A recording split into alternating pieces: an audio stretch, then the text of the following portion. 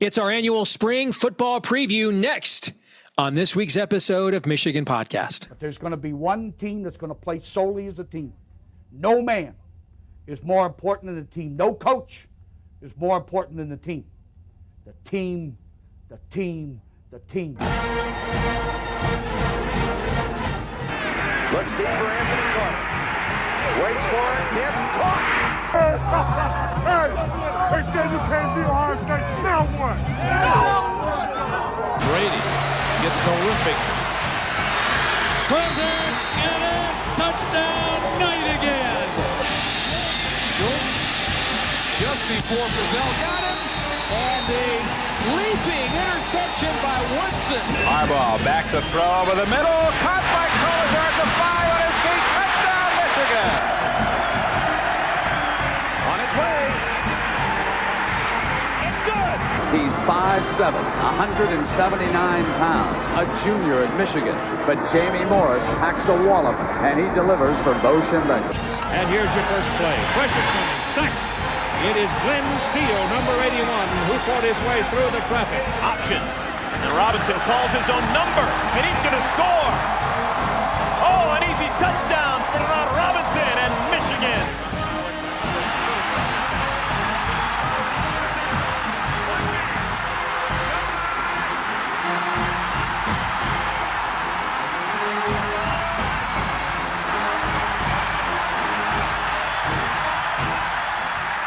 We're going to win it. We're going to win the championship again because we're going to play as a team. And when we play as a team and the old season is over, you and I know it's going to be Michigan again. Michigan.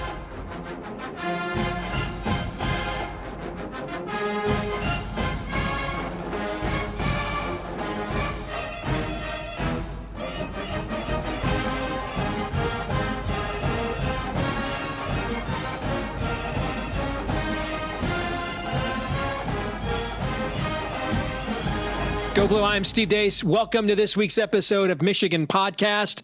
And yes, as we just teased, it is our annual spring football preview.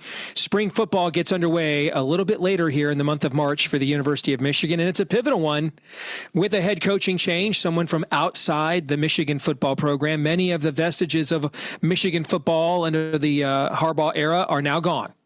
So it's not a complete makeover because much of this roster has been retained, but in terms of the coaching staff, it is. And so that's where we begin our big 5 questions that we have that we're looking for answers for here this spring. And that is, how quickly are the players going to take to the new coaching staff? Now, the early reports are good, right? But did you really expect them to be bad? I mean, has there ever been, has a fan website ever posted on a premium message board after a new coach has been hired? Guys, our sources are telling us the team's in total revolt, thinks this guy's a canoe and a double-digit IQ tool they don't want to play for. That's never happened. All right. Every recruiting class, you signed everybody you wanted. Every draft class, every player you wanted to draft fell to you. Okay. Every coach wins the press conference, right? These are tropes. We all know this, right?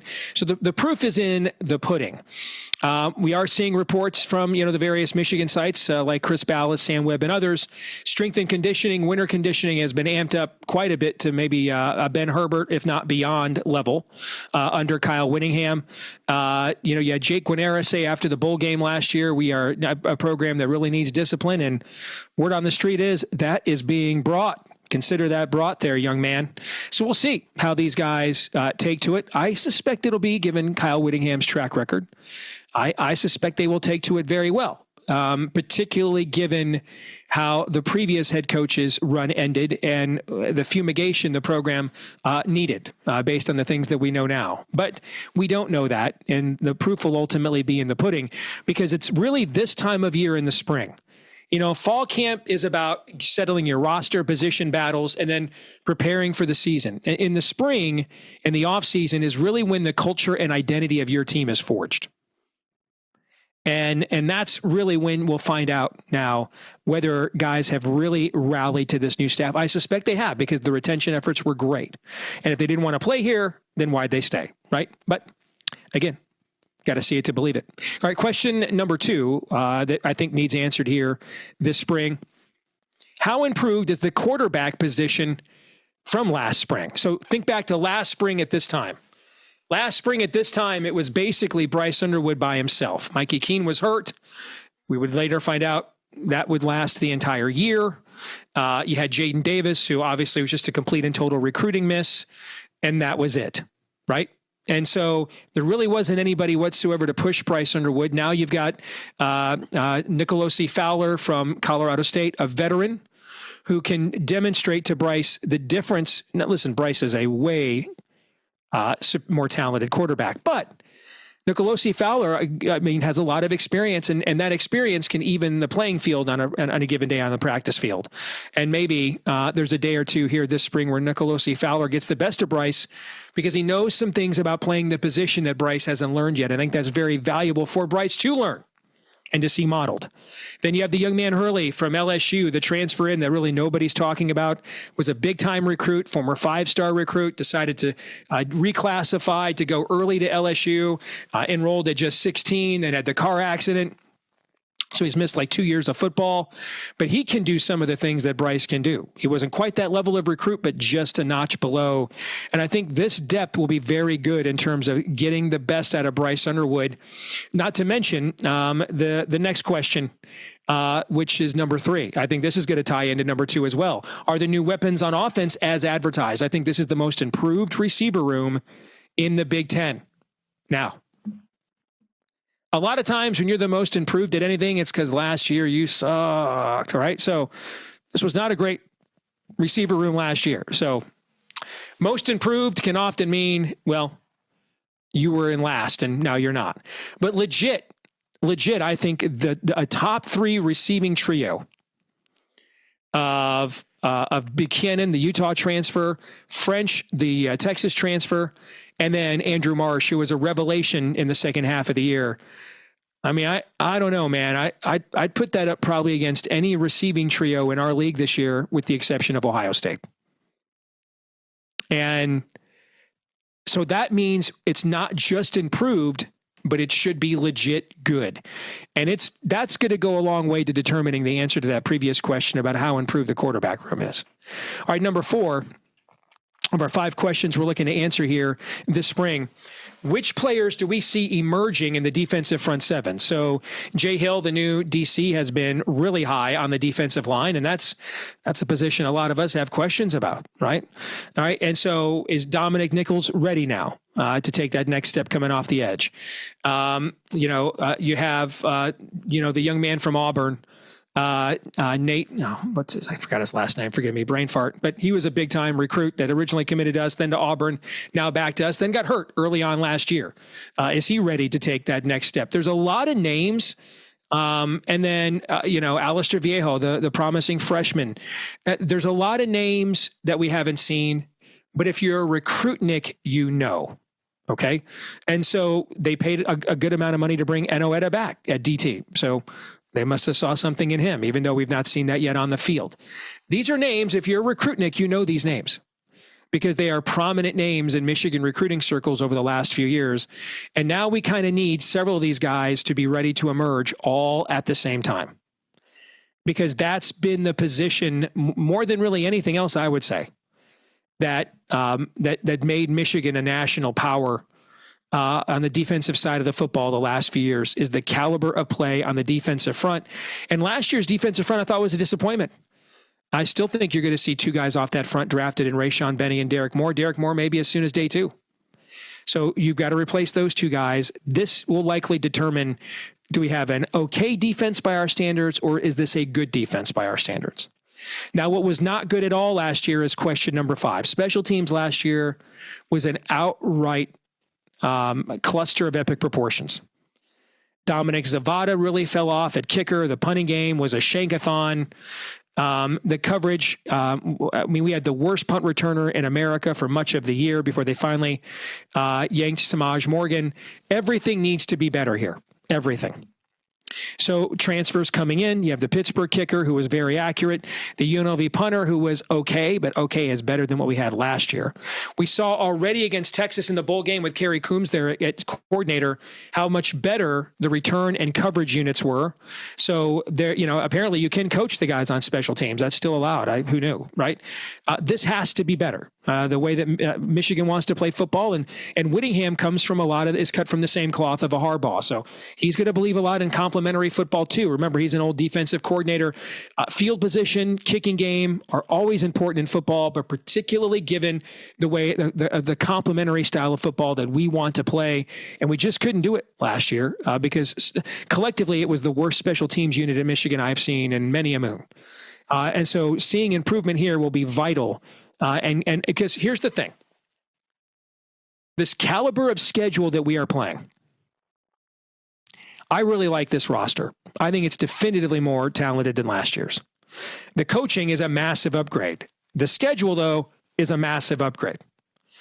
And the outliers that are going to probably determine whether this is an 8-4 team or a playoff team, the ceiling of the quarterback and the effectiveness of special teams, the hidden yardage, 52 yard field goals, easy for me to say English, that become 3 points. So you're barely getting over, midfield and you're in scoring position. A quarterback who can, when a play breaks down, makes the big play. Remember 3rd and JJ? What was our offense in 2023 when we won the national championship? Blake Corum left, Blake Corum right, 3rd and JJ. Can we have 3rd and Bryce Underwood? Right? We're 3rd and 6 now. We're not sweating it out. Oh, Bryce will just make a play. Somebody will be open or Bryce will do something. JJ, somebody will be open or JJ will do something. Right? When you're playing the caliber of schedule we're playing, those two things, the quarterback's ceiling and the effectiveness of special teams, go a long way in determining your margin for error against the kind of schedule we are playing this year, which doesn't have the margin for error nearly that last year's did. So let's take a break. We'll come back. Let's find out what our favorite Bucknut Mark Rogers thinks of all of this next.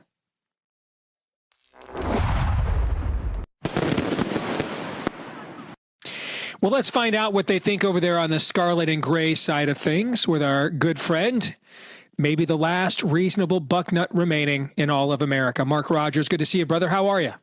Reasonable at times still, Steve. I do my best. I'm doing just fine. How are you? Better than I deserve, when there's a war going on. We are entering into one of the best times of the year with March Madness, but that also means spring practice as well. Before we get into some specifics with Michigan, what do you think of this idea being bandied about? Let's just get rid of spring ball. Let's have a transfer portal at the end of the academic year in the spring. And we just have OTAs in June, leading up to fall camp in late July, early August, where you would do the equivalent of spring, assembling your team, seeing what you have, et cetera, et cetera, et cetera. And that way we're not interrupting the academic calendar at these various schools, things of that nature. That's being bandied about. Right. We're already seeing spring games. Your old network ESPN used to show us 20 to 30 of these every year. Now there might not be 20 to 30 of these total in America, frankly, at the rate we're going. So what do you think about changing the offseason calendar here, making spring ball a dying breed? Well, I've been in a lot of conversations, Steve, in the last few weeks with a number of people who have vested interest in the future of college football, as I do, as you do, that have all sorts of ideas. I do as well in regards to point A, B, and on down the list about what could make this game better or what could preserve it going into the future. And when it comes to spring football, I do believe that there is a functionality that makes sense because of what we've seen in front of us. I get hyped up for these spring games every spring. And here in the last 5 to 10 years, it takes about 3 plays for it to be reminded to me, oh, yeah, it's not even a football game. It's kind of a waste of time. So they've gone from actual scrimmages that meant something to the viewer to TV shows, which were actually, I thought, were a good move by some of these networks to make them a TV show and interview Dabo Sweeney, right there on the field while he's reviewing his team and yucking it up and having a good time, to what they were last year. And they're just viewed with disdain by these coaches in particular. But what I hate to see is that the average American family kind of taken out of college football. It's not affordable for them during the regular season. So spring games, I always thought, should be free. Just roll out the red carpet, concessions, parking, everything for free. Allow the fans to meet and the little kids to meet the players, get on the field and do all those things. And it's just been taken away from us in that way. So I got to tell you, from a visceral standpoint, I don't care what they do with spring football, but I just know that this is just another telltale sign of where college football is heading, and it's not necessarily in a good place. Well, you are the voice of college football. That's the channel you host here on YouTube. So let me ask you, with the spring portal gone, are we seeing now a return to spring games this year? Are you seeing more spring games on the calendar than we saw a year ago, since there's no immediate, worry about a bunch of guys being scouted by other schools and then jumping in the portal for a bigger payday? That is the bounce back on this issue. I would have to admit you are correct there. I've spoken with maybe 25 different writers for different teams previewing their specific teams for spring. And I'm being met with, we're having a spring game. We know it. It's this particular date. We're actually at the stadium. We're doing the whole deal. There are actually some teams like Auburn, which didn't have much of a spring game here in the last few years, just a lot of drills, a lot of stuff that didn't really amount to football, actually going to, we think, play a football game. So, that has been this paranoia of the coaches, and we know that they're a rare breed when it comes to paranoia. I don't think that there was anything much to worry about last year, but of course that was their argument that they have nothing to fall back on this time around. So it does appear that most schools are going back to a spring game. Michigan, of course, handled it in a very passive-aggressive fashion. We aren't afraid. We're Michigan. We're doing a spring game, but we're not going to air it until after the spring portal window closes. That's how Michigan handled it last year. So Kyle Whittingham has come in. Hey, we're just doing old school spring practice with a spring game, right? Now you like them apples. So let's get into what we're looking for with Michigan spring practice just around the corner later this month. I went over, kind of my questions that I'm looking for answers for. Before we get your take on maybe with some of my questions, just your general impressions of where Michigan football is heading into this spring, and what will be some of the things that you'll see and hear that'll make you think, okay, this is working, or not so much? Well, first and foremost, the obvious point is that you've got a veteran football coach who means business. He's a grown-up. He's a grown man, a disciplined man. We believe that has proven for the last 2 decades that he can lead a first-rate football program. So that is a huge step in the right direction over what was there previously. Now, how does that translate to the football field? Well, I think in many ways it does, that we can make obvious connections between discipline for that head man who leads the entire program and what he brings to the football team. But I also think that we just mentioned the word, or I did, paranoia among successful college football coaches. Yeah, one of the big reasons they're successful is they're paranoid. They are detail-oriented. I don't know that this was a detail-oriented head football coach in Sharon Moore. Kyle Whittingham is. Oh, he was into some details, brother. He was into some details. Okay. Yes. Yeah. Some details. A little bit more of the lurid variety, but I hear you. Go ahead. Yes.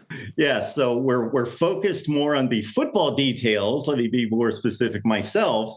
And those details, Kyle Whittingham, I think, is going to take care of. So I feel good about that concerning the Michigan approach. Certainly, of course, Bryce Underwood's the guy that everyone is going to have their eyes on. Now, we heard that in addition to all the great raw talent, it's that he just had the it factor. And apparently at this point, that's a confidence and a swag, but we didn't see that play out as an it factor, i.e. a Tom Brady in the final 2 minutes of football games. Now, those are two different things. Now, to his defense, no quarterback coach, which was insane. He now has that with Coy Detmer. Now, Coy Detmer's experience is limited, 2 years at New Mexico and at Utah. So he does not have a track record, although the DNA and the legacy, of course, the family legacy is strong there with Coy Detmer. So that's certainly, again, better than what it was, just in the fact that they have a quarterback coach for Bryce Underwood. One name at quarterback I'm curious to hear about this spring. Do you remember the name Colin Hurley? Was a big-time recruit at LSU. Was a 5-star quarterback, reclassified. And so he reclassified a year early and then ended up at LSU because he came in January with the mid-years. He was still 16. And then redshirted and then had a serious car accident that basically took last season away. He's been a name that no one's really talked about all that much, but I mean, this was an Elite 11 quarterback. This was a young man that was considered one of the top quarterbacks in his class. I don't know. I just wonder if maybe I'll be very curious to see where he is at, because I think Bryce Underwood needs, you mentioned the coaching. I think there's two other things he needs. One of them last year I saw that he needed and he didn't get. And the other, I think we found out after the fact he needed. I don't think Nicolosi Fowler can challenge Bryce Underwood physically. Okay, I don't. But what he can provide is something that Mikey Keene didn't give us last year, which is if Mikey Keene were healthy, there would have been practices, Mark, particularly in the spring and early in the fall, where Keene just would have outperformed Bryce just because he knows the position better. You see what I'm saying? Okay. And I think Bryce needed to see the difference between being an athlete and a prospect and being a quarterback, or being a passer and a thrower, right? Okay. And the details of preparation and processing that you just can't possibly know when you're 17 years old, like Bryce was at this time a year ago. You just can't know. You just can't. And so I think the proof of concept of, oh, this is different. I am not going to just physically dominate people.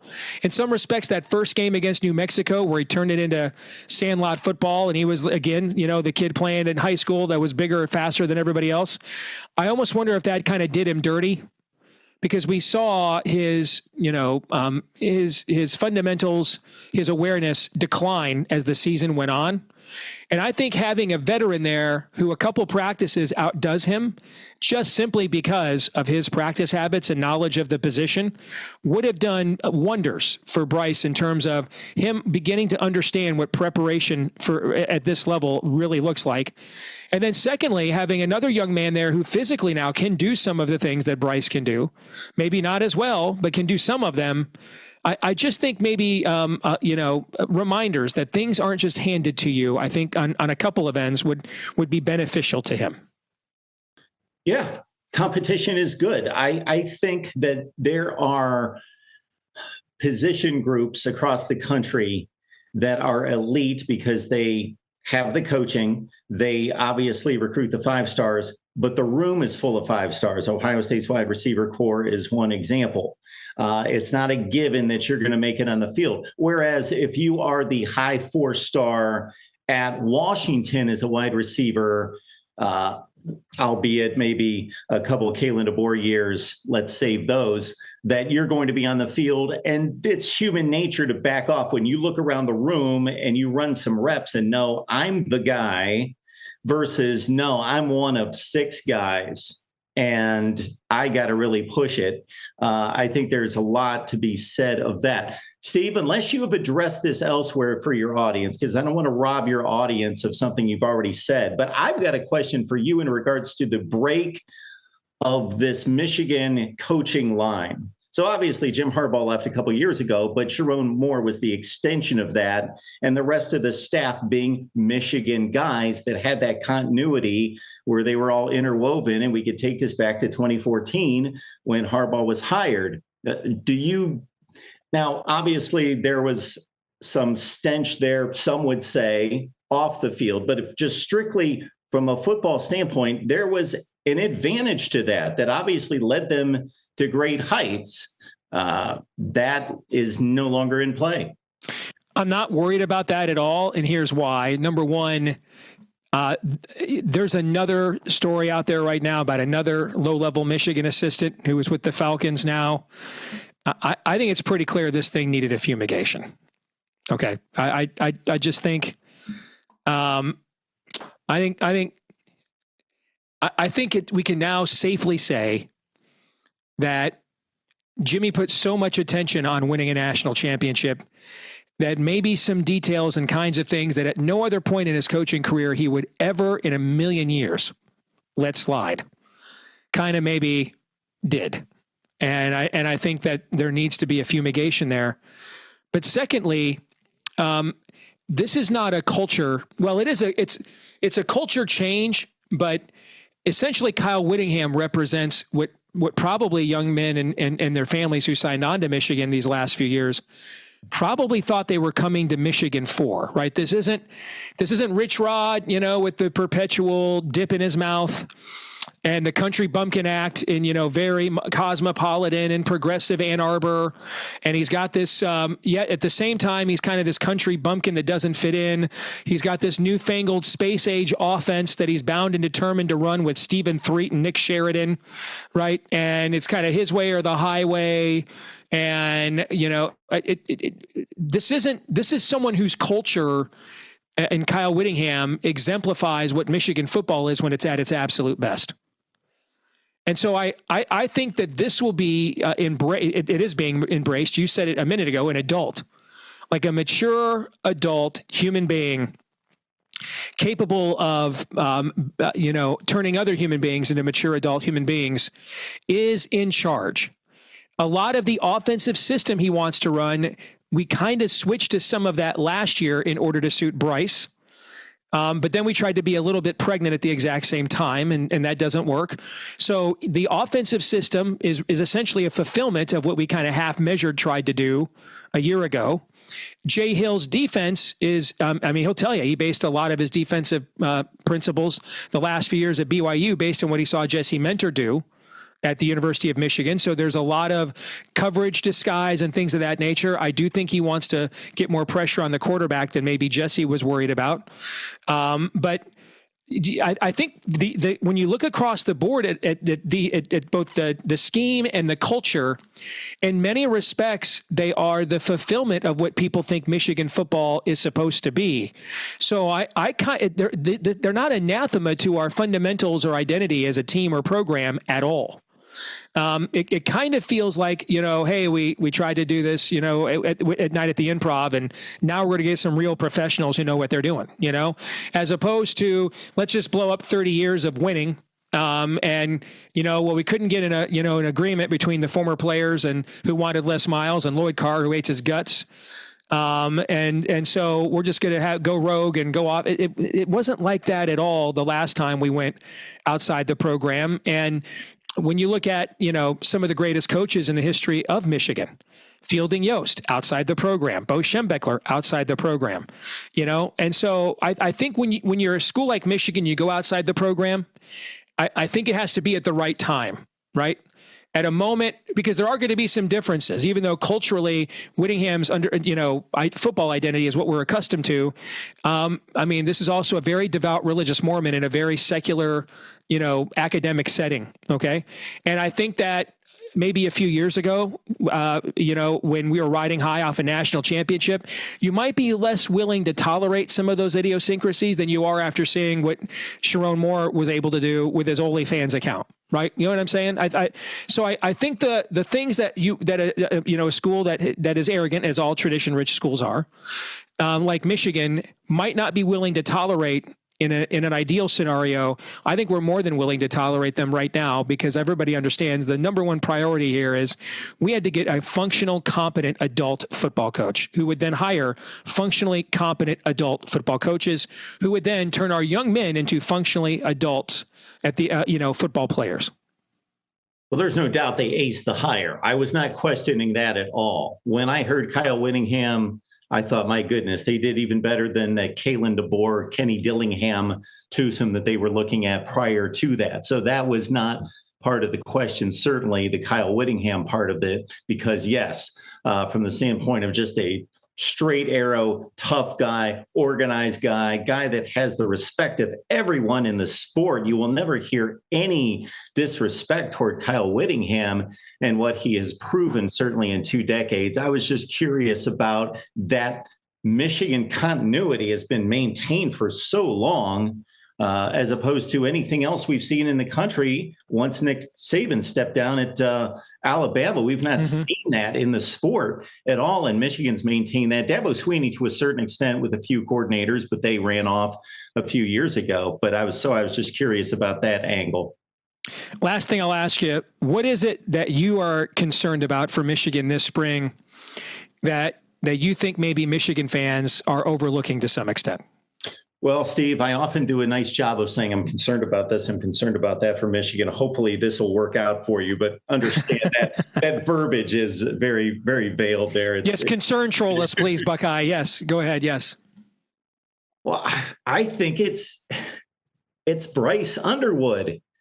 It's Bryce Underwood being a big-time quarterback. He's now a sophomore. He's not a freshman. Of course, he wasn't, in a sense. The new term that we use for freshmen near the end of the first season is that they're not freshmen anymore, but he was still a freshman. So we're going to truly see how much we can lay that as the blame of Bryce Underwood, because we've seen it over and over and over many times that these quote unquote generational quarterbacks, which of course there's about 50 per generation, that they never turn out to be the guy. They're forever kind of stuck in that mold of they show us 3 or 4 remarkable plays and throws a game, but Traits. They make the 3 or 4 mistakes that he continued to make through the bowl game.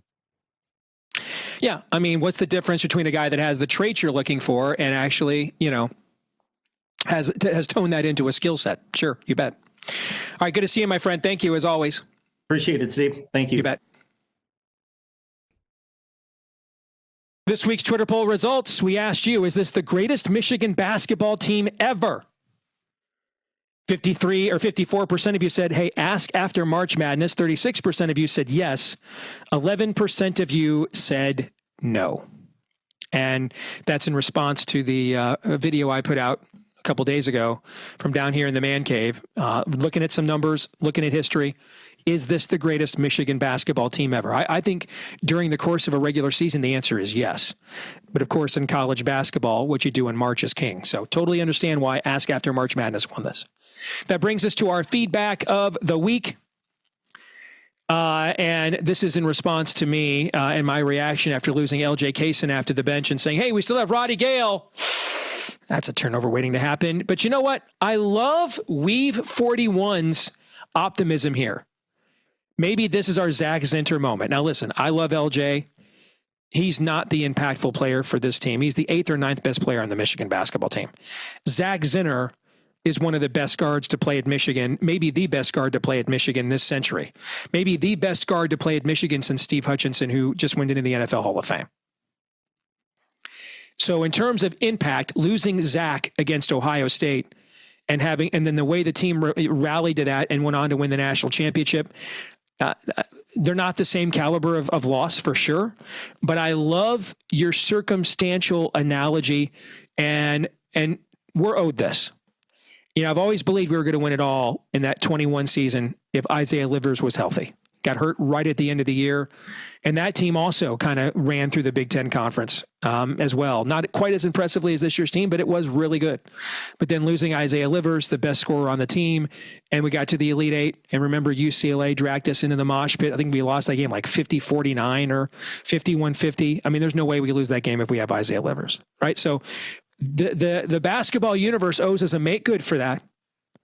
And so maybe it is Roddy Gale having a March like he did last year, where after he struggled down the stretch, he kind of rediscovered himself. Or maybe, and even more likely, it's Trey McKinney, who has already demonstrated that he took the next step as the season went on, and he's ready to be a star now. So either way, it's a loss. But again, let's not overreact. LJ was our 8th or 9th best player. I mean, you don't win it. Your fate of winning a national championship is usually not determined by whether your 8th or 9th best player is healthy or not. All right. So that'll do it for this week's episode. Don't forget to like, rate, subscribe, share, 5-star review Do all of those things. Comment as well right here in the comments section. You can do them whether you're watching here on YouTube or listening on Apple iTunes or elsewhere. All those things help us to find more Michigan fans just like you.